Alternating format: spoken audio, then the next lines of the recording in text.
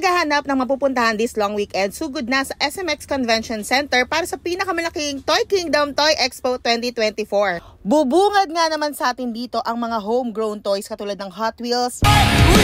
Hindi syempre mawawala ang World of Barbie. I'm a Barbie girl in a Barbie world. Hello kakulays! Kung fina-follow nyo ako, alam na alam nyong love ko ang Disney.